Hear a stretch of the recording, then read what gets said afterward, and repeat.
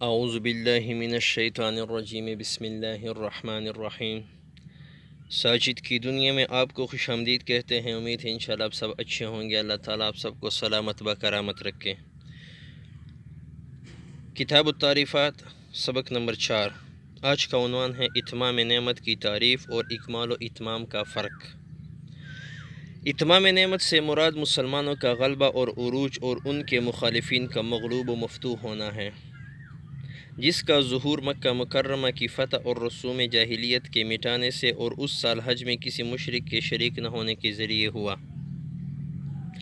یہاں الفاظ قرآن میں یہ بات بھی قابل نظر ہے کہ دین کے ساتھ لفظ اکمال استعمال فرمایا گیا اور نعمت کے ساتھ لفظ اتمام، حالانکہ دونوں لفظ بظاہر ایک دوسرے کے ہم معنی اور مترادف سمجھے جاتے ہیں، لیکن در حقیقت ان دونوں کے مفہوم میں ایک فرق ہے، جس کو مفردات القرآن میں امام راغب اصفہانی رحمہ اللہ نے اس طرح بیان فرمایا ہے کہ کسی چیز کا اکمال اور تکمیل اس کو کہتے ہیں کہ اس سے جو غرض اور مقصود تھا وہ پورا ہو گیا، اور لفظ اتمام کے معنی یہ ہے کہ اب دوسری چیز کی ضرورت اور حاجت نہیں رہی۔